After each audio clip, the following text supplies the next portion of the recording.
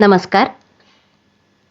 पस्तुरीच्या सर्व अभ्यासू, जिज्ञासू, रसिक प्रेक्षकांना वृंदा आशय जोशीचा नमस्कार. सेवा मातृभूमीची, सेवा मातृभाषेची या उपक्रमाला आपण जो प्रतिसाद दिलेला आहे त्याबद्दल मी आपली आभारी आहे. या उपक्रमात आपण साहित्याचे अध्ययन आणि अध्यापन ही एक विशेष माला चालवत आहोत. आज साहित्याचं अध्ययन आणि अध्यापन याच्या तिसऱ्या भागात आपल्यासोबत आहेत पुण्याच्या मॉडर्न कॉलेजमधील डॉक्टर संस्कृती आवलगावकर. आवलगावकर मॅडमचं पस्तुरीच्या मंचावर मी आपल्या सर्वांतर्फे हार्दिक स्वागत करते. आवलगावकर मॅडमनी आधुनिक मराठी साहित्याचा विशेष अभ्यास केलेला आहे. अरविंद गोखले यांचे कथाविश्व हे त्यांचं पुस्तक 2015 प्रकाशित झालं आणि त्यामुळेच मराठी कथेचं अध्ययन आणि अध्यापन कशा प्रकारे करावं हे त्यांनी आमच्या प्रेक्षकांना सांगावं अशा प्रकारची विनंती मी त्यांना केलेली होती. ही विनंती त्यांनी तात्काळ मान्य केली आणि खास पस्तुरीच्या प्रेक्षकांसाठी पुणे येथून आपल्या व्यस्त कार्यक्रमातून वेळ काढून हे व्याख्यान त्यांनी पाठवलेलं आहे. त्याबद्दल मी त्यांची मनःपूर्वक आभारी आहे. विविध चर्चासत्रातून आणि नियतकालिकातून त्यांचे संशोधन पेपर, संशोधन निबंध हे सातत्यानं प्रकाशित होत असतात. महाविद्यालयाच्या वार्षिकांकाची जबाबदारी त्या सांभाळतात. सध्या नॅकच्या कामात व्यस्त असतानाही त्यांनी जो वेळ आपल्यासाठी दिलेला आहे त्याबाबत त्यांचे आभार मानून इथं त्यांचं स्वागत करूया. धन्यवाद. मी संस्कृती आवलगावकर, मॉडर्न महाविद्यालय गणेशखिंड येथे मराठी या विषयाचे अध्यापन करते. प्रथमतः मी पस्तुरी या यूट्यूब चॅनलच्या संचालक वृंदा देशपांडे यांचे मनपूर्वक आभार मानते, कारण त्यांच्याचमुळे मला इथे बोलण्याची संधी मिळालेली आहे. कथा अध्ययन आणि अध्यापन या विषयावर मी आपल्याशी आज संवाद साधणार आहे. प्रथमतः कथेचे अध्यापन या विषयावर मी थोडंसं आपल्याशी बोलणार आहे. तसं बघितलं तर शास्त्रीय साहित्य आणि साहित्याचे अध्यापन यात मूलभूत फरक असतो, कारण साहित्याच्या अध्यापनातून विद्यार्थ्यांना एक रसरशीत अनुभव मिळत असतो आणि त्यामुळे ते या विषयाकडे आकृष्ट झालेले आपल्याला दिसतात. भाषा संस्कृतीचा परिचय करून देणे, वाङ्मयीन अभिरुची निर्माण करणे, जीवन जाणीवा विकसित करणे, विविध वाङ्मय प्रकाराचे स्वरूप विद्यार्थ्यांना समजावून सांगणे, खरं म्हणजे हे साहित्याच्या अध्यापनाचे उद्दिष्ट असतात. अध्ययन आणि अध्यापन एकमेकांशी निगडीत असलेल्या क्रिया असतात. त्यामुळे अध्यापक हा स्वतः जिज्ञासू असेल, विलक्षण असं त्याचं वाचन असेल, विश्लेषण शक्ती असेल, तर हे अध्यापन निश्चितच चैतन्यमय होऊ शकते असे मला वाटते. आज आपण बघितलं तर कथेचे अध्ययन आव्हानात्मक झालेले आहे, कारण अभ्यासक्रम, परीक्षा पद्धती आणि विविध स्तरातून येणारे विद्यार्थी, त्यांची आकलन क्षमता हे सगळे परस्परावलंबी घटक असतात. कारण ग्रामीण भागातून येणारे, साहित्याची कुठलीही पार्श्वभूमी नसणारे विद्यार्थी हे प्रथम वर्षाला प्रवेश घेत असतात आणि म्हणूनच त्यांच्यासमोर कथेसारखा वाङ्मय प्रकार शिकवणं हे आव्हानात्मक असतं असं मला वाटतं आणि त्यासाठी प्राध्यापकांनी अतिशय चांगल्या पद्धतीने तयारी करणं खूप महत्त्वाचं असतं. आज आपण बोलणार आहोत कथा या विषयावर.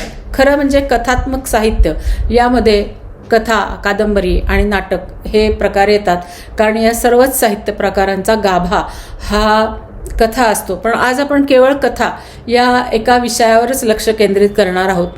कथेच्या अभ्यासक्रमाचं स्वरूप आणि व्याप्ती हे आपण डोळ्यासमोर ठेवूनच अध्यापन करणार असतो.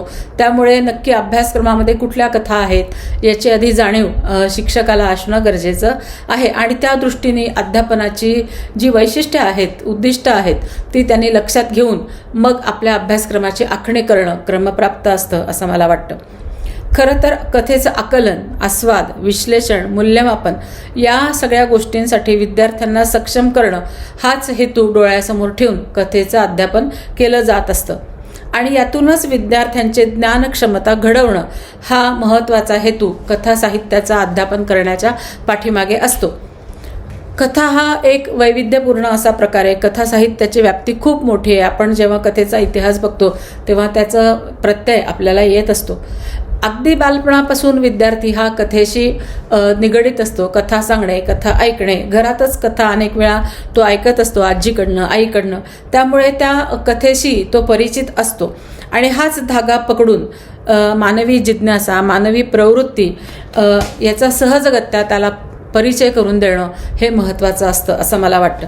मुळातच कथा हा साहित्य प्रकार अतिशय चैतन्यमय असा असतो. त्याचा आविष्कार चैतन्यमय असतो आणि त्याच्या प्रत्येकारी अभिवाचनातून कथा या साहित्याशी विद्यार्थी जोडला जातो असं मला वाटतं. एक तर स्वतः कथेचं अभिवाचन करणं किंवा विद्यार्थ्यांकडनं करून घेणं हे दोन्हीही प्रकार या संदर्भामध्ये उपयुक्त ठरू शकतात. सध्याचा काळ हा तंत्रज्ञानाचा आहे.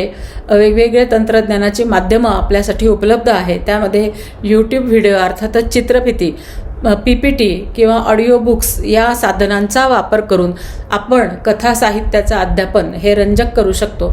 अलीकडे अनेक स्पर्धा असतात, कथाकथन स्पर्धा असतात किंवा महाविद्यालयामध्ये आपण वेगवेगळ्या कथाकथनाच्या स्पर्धा आयोजित करू शकतो आणि त्याद्वारे विद्यार्थ्यांना हे कथाकथन करण्यास प्रवृत्त करू शकतो. या माध्यमातूनही विद्यार्थी कथा साहित्याकडे आकृष्ट होऊ शकतो असं मला वाटतं. कथा साहित्याचं अध्यापन करत असताना आपल्या डोळ्यासमोर खरं म्हणजे दोन गोष्टी असतात. पहिली असतं कथेचं तात्विक बाजू विद्यार्थ्यांना समजावून सांगणं आणि दुसरं असतं कथेची ऐतिहासिक बाजू विद्यार्थ्यांपर्यंत पोहोचवणं. या दोन्हीही गोष्टी या अध्यापनामध्ये अत्यावश्यक असतात असं मला वाटतं. सर्वात पहिले कथा साहित्याची ओळख विद्यार्थ्यांना करून देण्यासाठी कथेची संकल्पना ही त्यांच्यापर्यंत पोहोचवणं खूप महत्त्वाचं असतं. अर्थातच यासाठी विविध व्याख्यांचा उपयोग आपल्याला करता येतो.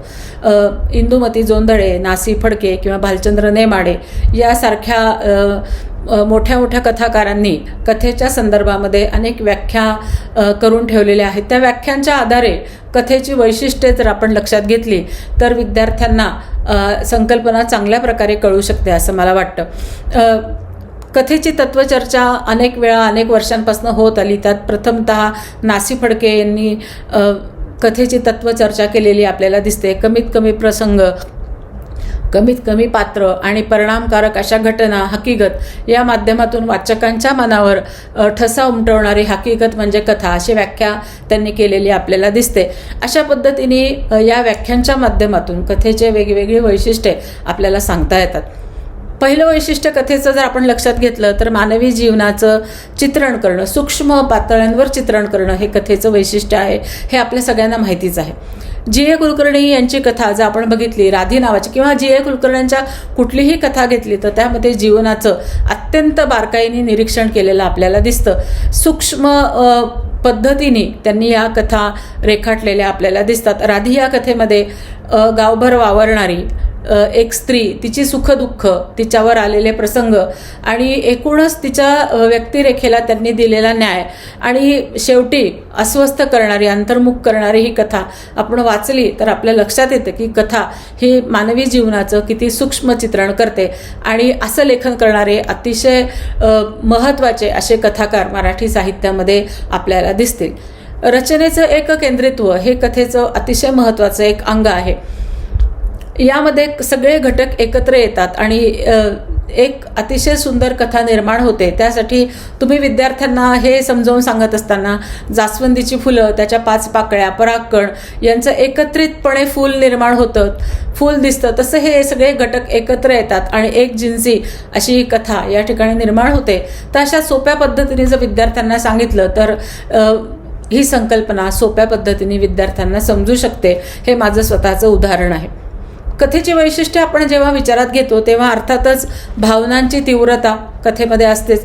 कथेचा आकार छोटा असला, कथेचं लांबी रुंदी छोटी असली तरी ती भावाशय अतिशय उत्तम पद्धतीने निर्माण करत असते. त्यामध्ये सूचकता असते आणि हे सगळी वैशिष्ट्य सांगताना पुन्हा आपल्याला अन्य काही कथाकारांची उदाहरणं डोळ्यासमोर ठेवणं गरजेचं आहे. यामध्ये अरविंद गोखल्यांनी के नावाची जी कथा लिहिली आहे त्याच्यामध्ये कलावंताचं मनस्वीपण त्यांनी चित्रित केलं आहे. कोकिळेच्या माध्यमातून ती कथा पुढे जाते आणि त्या अनुषंगाने एक कलावंत कसा मनस्वी असतो, कसा स्वैर असतो, स्वातंत्र्याची त्याला कशी आवड असते, ह्या गोष्टी सूचक होतात. किंवा तळ्यात पडलेलं चांदणं असू दे, ही गंगाधर गाडगीळ यांची कथा अत्यंत सूचक असं आशय या ठिकाणी आपल्यासमोर व्यक्त करत असते. म्हणून मग प्राध्यापक किंवा शिक्षक हा जर वेगवेगळ्या उदाहरणांच्या माध्यमातून ही वैशिष्ट्य पटवून देत असेल तर ते निश्चित विद्यार्थ्यांच्यापर्यंत पोहोचतात.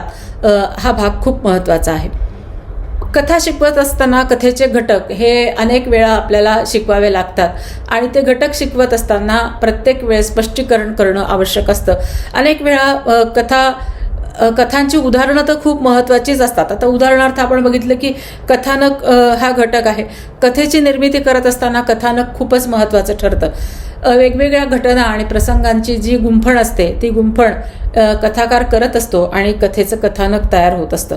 अनेक वेळा असं होतं की कथाबीज लेखकाकडे असतं आणि त्या कथाबीजाचा विस्तार करत असताना अनेक वेळा त्याला पहिल्यांदा पात्र सापडत असतात. मग त्या पात्रांच्या अनुषंगाने तो पूर्ण घटना आणि प्रसंग लिहित असतो. अनेक वेळा असं होतं की घटना प्रसंग त्याच्या डोळ्यासमोर असतात आणि त्या अनुषंगाने तो पात्रांची निर्मिती करत असतो.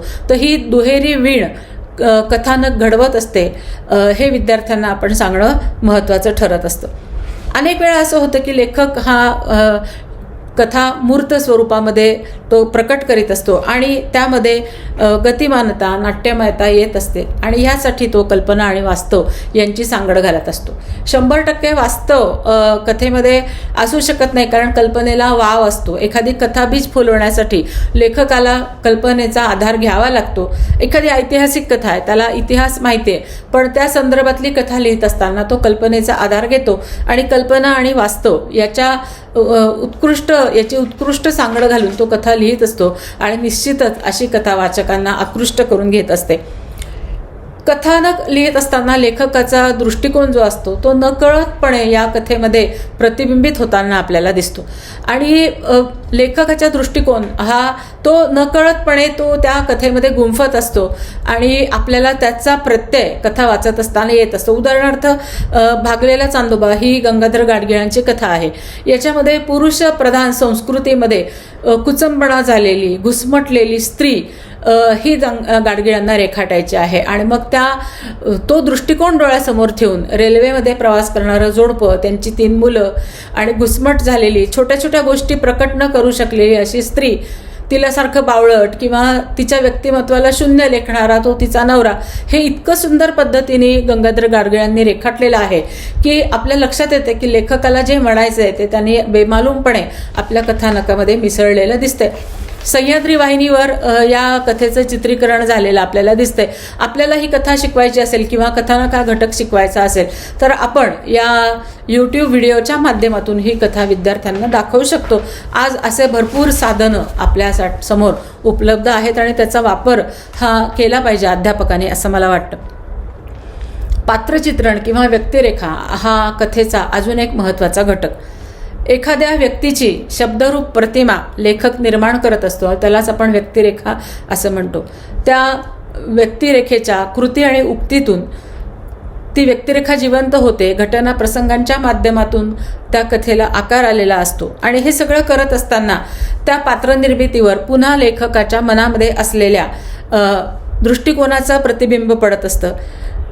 विशिष्ट काळामधली ती पात्ररचना असेल किंवा ती व्यक्तिरेखा असेल तर त्या कालखंडामधल्या विचारांचं प्रतिबिंब, विचारधारा किंवा जीवनदृष्टी त्या पात्ररचनेमध्ये आपल्याला असलेली दिसते. उदाहरणार्थ खांडेकरांच्या कथेमधले सगळे तरुण तरुणी हे ध्येयवादी, आदर्शवादी दिसतात किंवा माडगुळकरांच्या कथेमधली सगळ्या व्यक्तिरेखा या पिचलेल्या, दारिद्र्यांनी खंगलेल्या अशा दिसतात. दुष्काळाशी 2 हात करणाऱ्या, मुकाटपणे सहनशील जीवन जगणाऱ्या अशा व्यक्तिरेखा दिसतात. आणि म्हणून या व्यक्ती चित्रणाच्या माध्यमातून आपल्याला काही विशिष्ट गोष्टींचा धांडोळा निश्चितपणे घेता येत असतो. किंवा आता बघा, काही वेळेस असं होतं, आता मी अरविंद गोखलेंची उदाहरणं देते, कारण अरविंद गोखलेंच्या साहित्याचा मी सखोल असा अभ्यास केलेला आहे.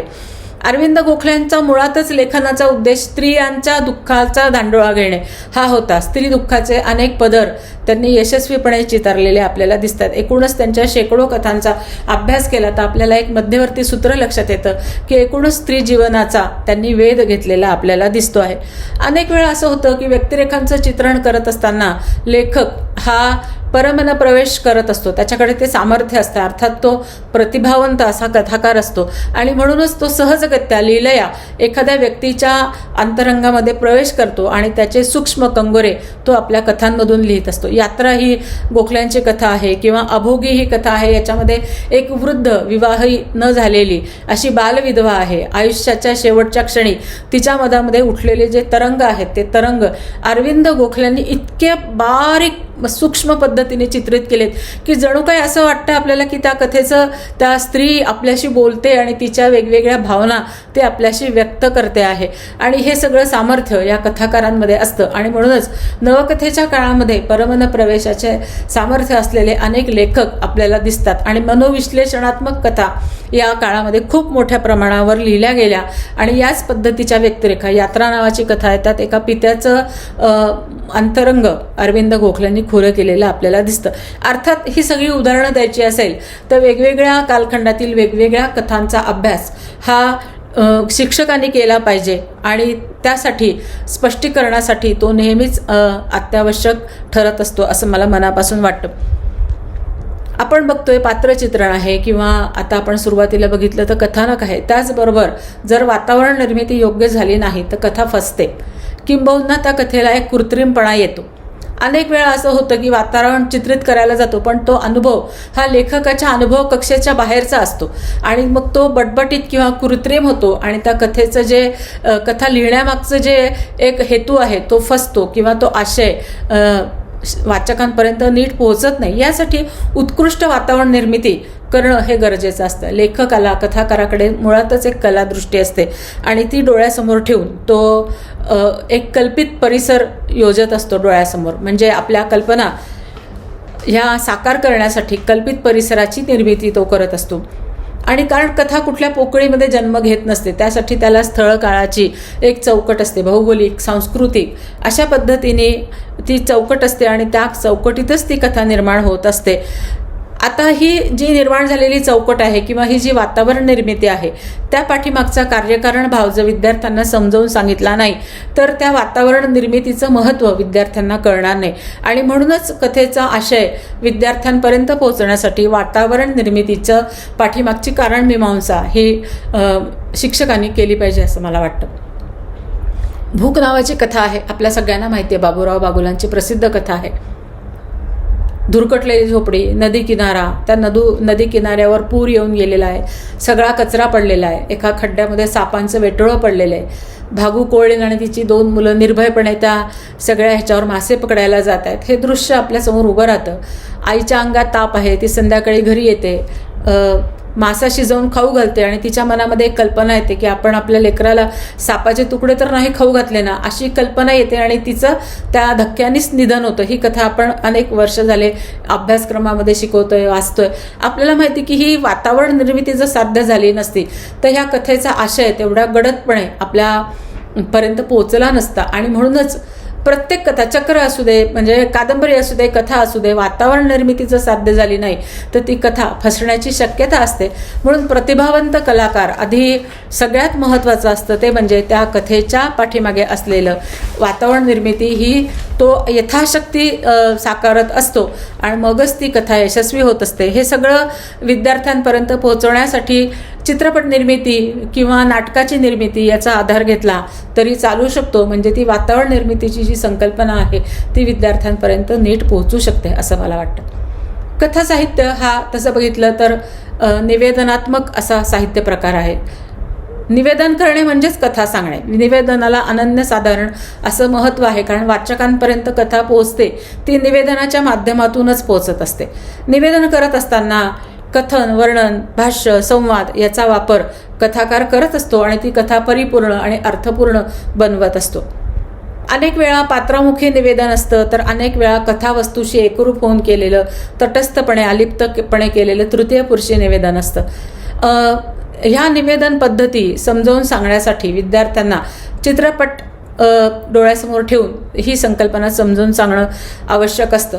लाईफ ऑफ पाय हा जो चित्रपट आहे तो अनेक विद्यार्थ्यांनी बघितलेला असतो. त्याच्यामधला जो नायक आहे त्या चित्रपटाचा तो आपल्या जीवनाची कथा सांगत असतो आणि ती सांगत असताना एक एक घटना, एक एक प्रसंग पुढे येत असतो.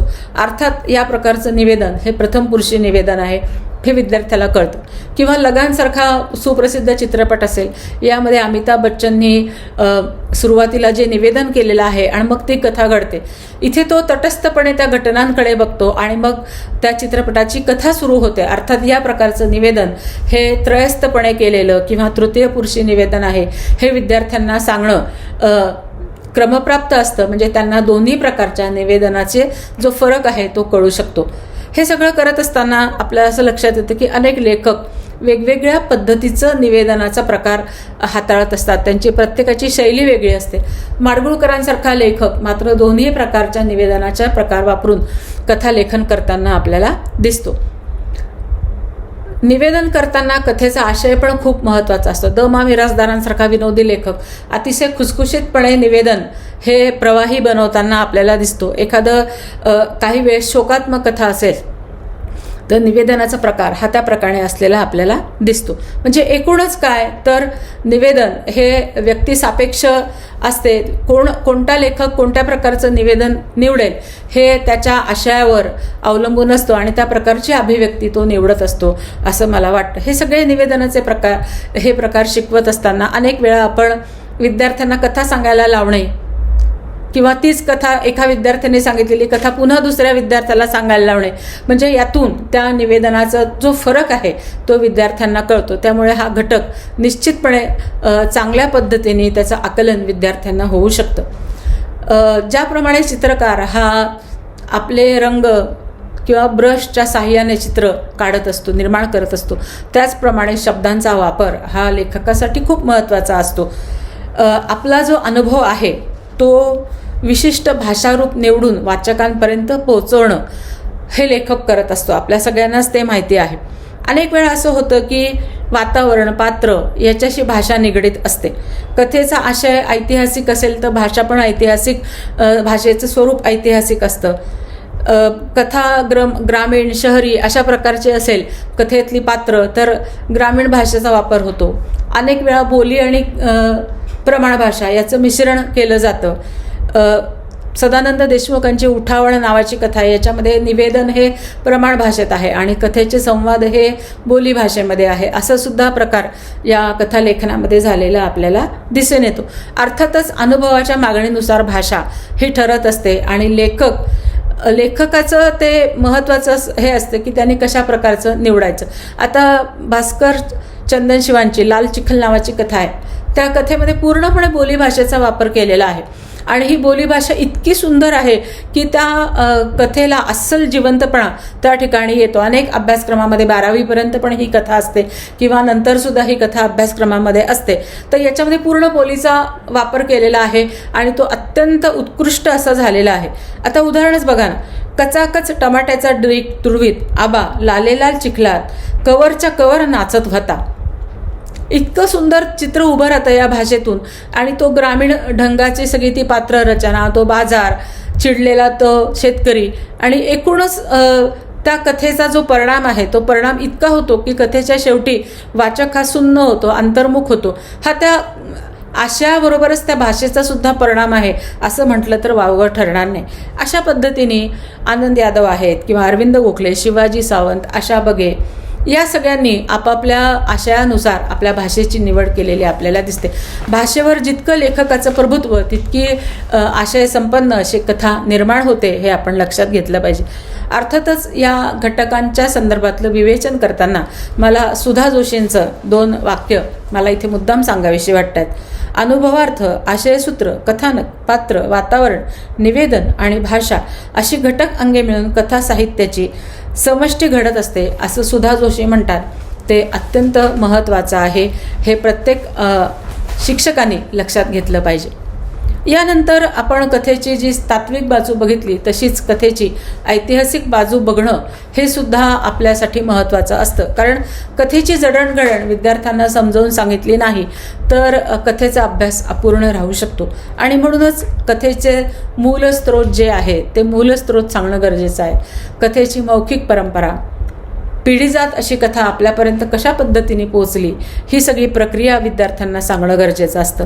त्याचबरोबर जी लिखित परंपरा आहे, जी संस्कृतमधनं मराठी भाषेमध्ये आलेली आहे, त्यामध्ये रामायण, महाभारत, नंतर पाली भाषेतल्या जातक कथा, इसाप नीतीच्या कथा, वेताळ पंचविशी असे अनेक संस्कृत साहित्यामधनं आपल्या मराठीमध्ये भाषांतरित झालेलं हे सगळं कथा वाङ्मय खरं म्हणजे आपलं वैभव हे आपल्यापर्यंत पोहोचलेलं आहे. आणि यासाठी लिखित आणि मौखिक परंपरा ह्या दोन्हीही सहाय्यभूत झाल्या आहे.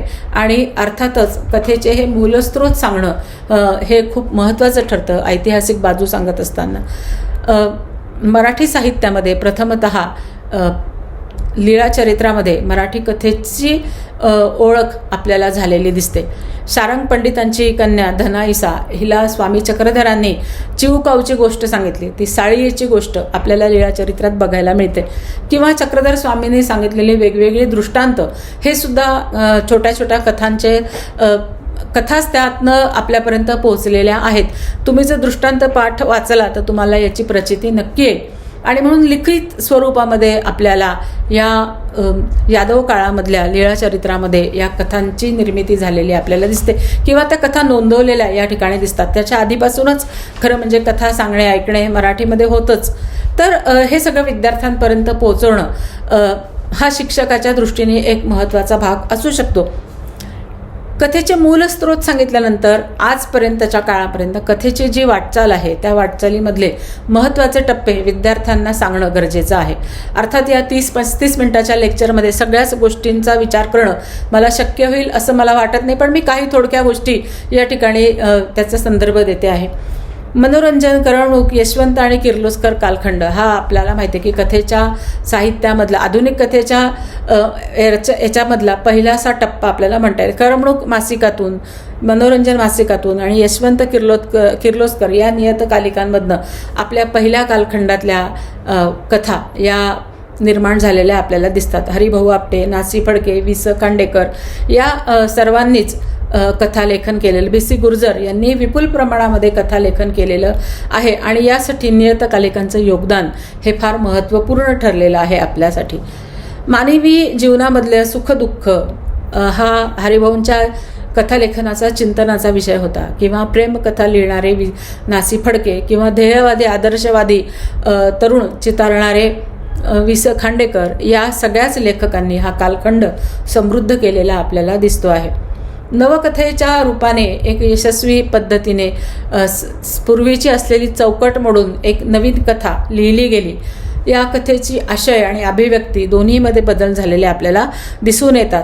थोडक्यात नवकथेच्या रूपाने एक क्रांती झालेली आपल्याला दिसते. यामध्ये मनोविश्लेषणपर कथा, जीवनाच्या विविध पातळ्यांचं दर्शन घडवणाऱ्या कथा, कारण दुसरं महायुद्ध संपुष्टात आलं होतं, यांत्रिकीकरणाची सुरुवात झाली होती, मनोविश्लेषणाचा सिद्धांत सगळीकडे प्रचलित झाला होता आणि त्या दृष्टिकोनातून हे कथालेखन आपल्याला झालेलं दिसतं.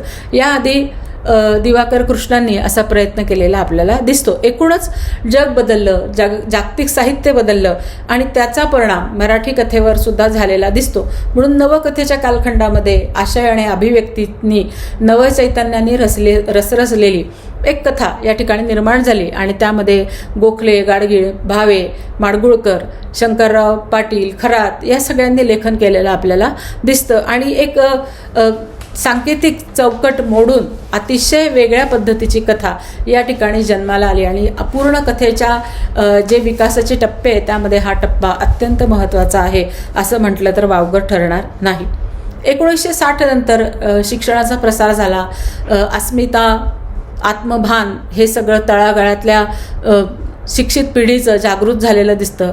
अनेक चळवळी या ठिकाणी झालेल्या आपल्याला दिसतात आणि या चळवळीतूनच साहित्य निर्मिती झालेली आपल्याला दिसते. यामध्ये ग्रामीण, दलित, स्त्रीवादी हे सगळं साहित्य या ठिकाणी निर्माण झालं आणि त्यामध्ये कथा साहित्यसुद्धा भरघोस प्रमाणात निर्माण झालेलं आपल्याला दिसतं.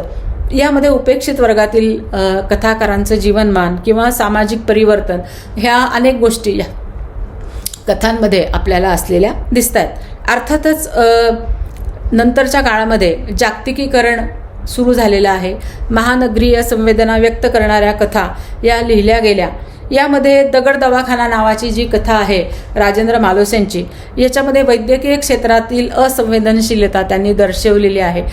थोडक्यात काय तर नवकथेनंतरचा जो सगळा कालखंड आहे यामध्ये हळूहळू वेगवेगळे टप्पे, वेगवेगळे प्रवाह येत गेले आणि कथा साहित्य हे पूर्णपणे आशय अभिव्यक्तीच्या माध्यमातून वेगवेगळी वाटचाल करताना आपल्याला दिसतं आहे. आणि हे सगळं विद्यार्थ्यांना शिकवत असताना या सगळ्या कथालेखनामागची सांस्कृतिक, सामाजिक पार्श्वभूमी जर सांगितली नाही तर कथेचं अध्यापन अपूर्ण राहिलं असं मला वाटतं. आणि म्हणून प्रत्येक प्रवाह निर्मितीच्या पाठीमागे असलेली परिस्थिती सांस्कृतिक, सामाजिक ही विद्यार्थ्यांपर्यंत पोहोचवणं आणि म्हणून त्या कथा साहित्याची निर्मिती, त्याच्या मागची मीमांसा ही सांगणं हे प्राध्यापकाचं कर्तव्य असलं पाहिजे असं मला वाटतं. आणि आपण बघतो ऐतिहासिक बाजू सांगत असताना या सगळ्या गोष्टींचा उहापोह करणं हे क्रमप्राप्त असतं आणि हे केल्याशिवाय विद्यार्थ्यांना कथेची संकल्पना जशी समजू शकणार नाही तसेच कथेची वाटचालही समजू शकणार नाही. म्हणून हे मुद्देसुद्धा अध्यापनाच्या दृष्टीने अत्यंत महत्त्वाचे आहे मला असं वाटतं. आता एक छोटासा भाग आहे, खरं म्हणजे तो खूपच कथेच्या ह्याच्यामध्ये व्यापक असा आहे, पण इथे वेळ नसल्यामुळे मी धावता थोडासा आढावा घेणार आहे. कथेचे जे प्रकार किंवा कथेचं जे वर्गीकरण असतं ते अनेक वेळा रचनेच्यानुसार, विषयाच्यानुसार असं असतं, आशयानुसार असतं. अनेक वेळा दीर्घकथा, लघुतम कथा, लघुकथा, नवकथा अशा पद्धतीने तिचे प्रकार पडलेले आपल्याला दिसतात. तर विषयानुसार विज्ञान कथा, सामाजिक कथा, विनोदी कथा, स्त्रीवादी कथा, ग्रामीण कथा याच्यामध्ये प्रवाहही सुद्धा अंतर्भूत असतात. किंवा सुरुवातीच्या काळामधल्या दैवत कथा, परिकथा, अद्भुत कथा, ऐतिहासिक कथा या सगळ्या कथांचे प्रकार आपल्याला दिसतात. आणि या कथांचे प्रकार शिकवत असताना साधारणपणे ते शिकवणं खूप महत्त्वाचं असतं.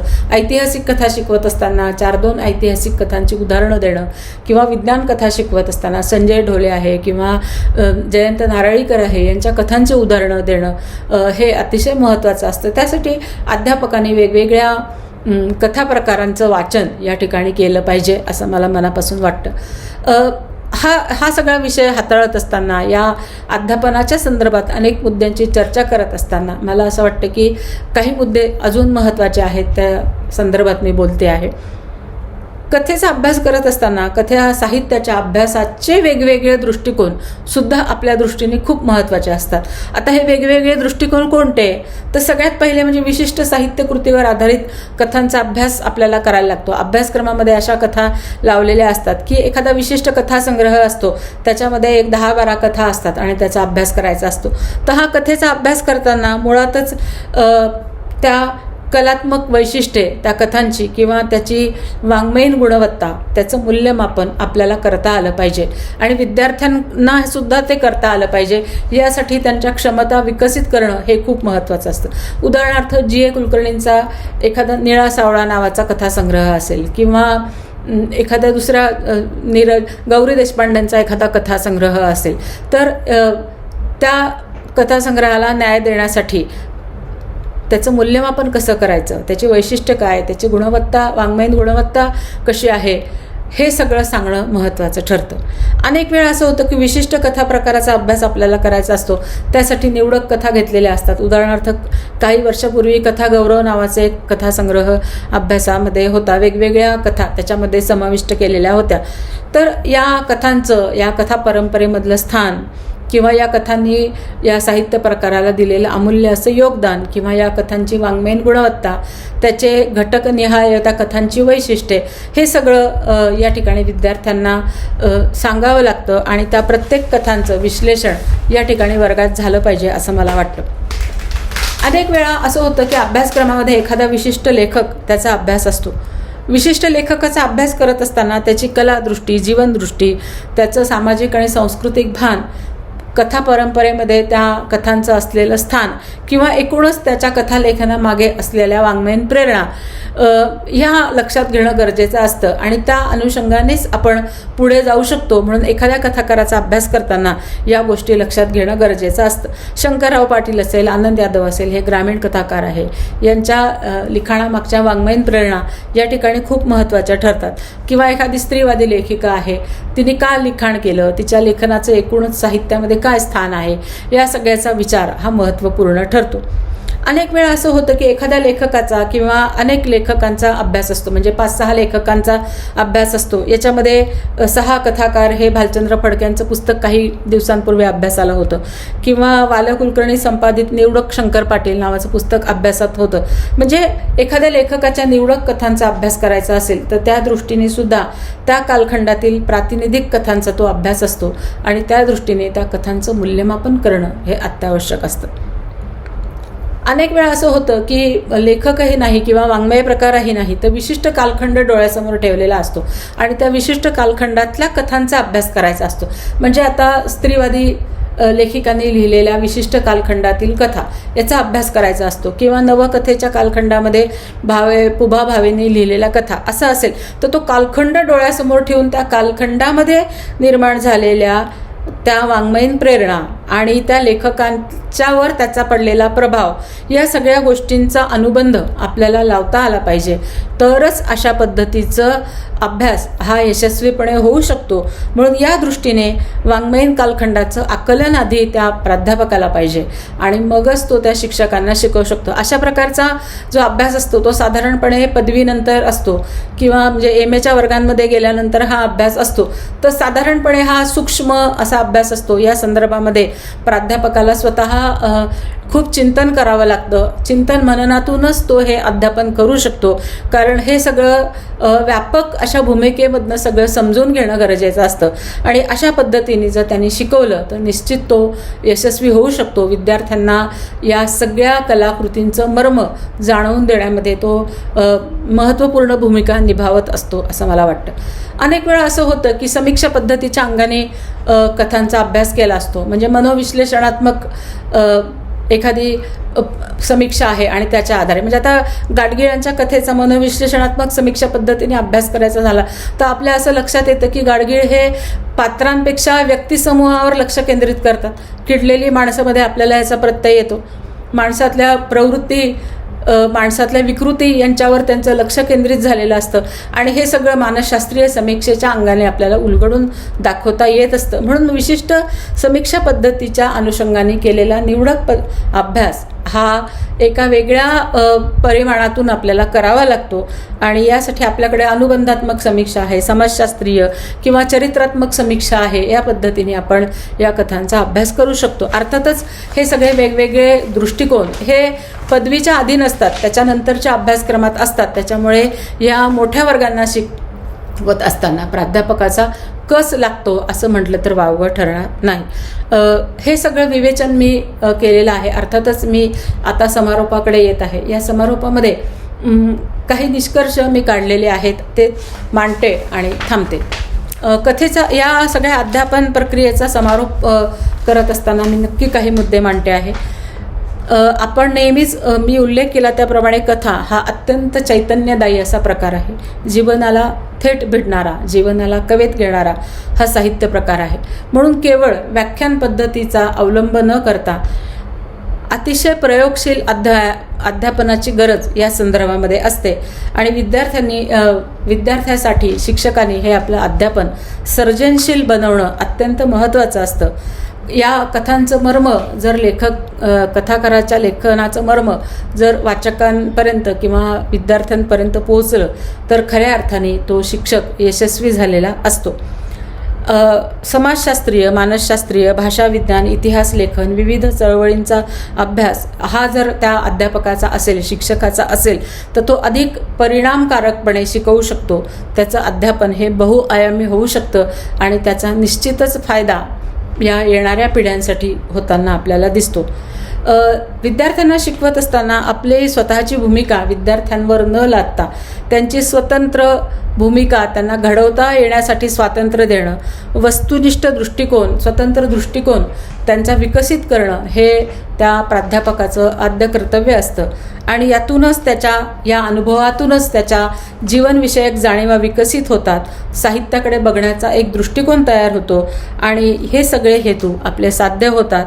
आणि आपले असे हे हेतू साध्य झाले तर विद्यार्थी हा नक्कीच साहित्याच्या अध्यापनापासून, कथेच्या अध्यापनापासून दूर जाणार नाही असं मला मनापासून म्हणावं असं वाटतं. मला इथे व्याख्यान देण्याची संधी दिली म्हणून मी पुन्हा एकदा वृंदा देशपांडे यांचे मनपूर्वक आभार मानते. धन्यवाद.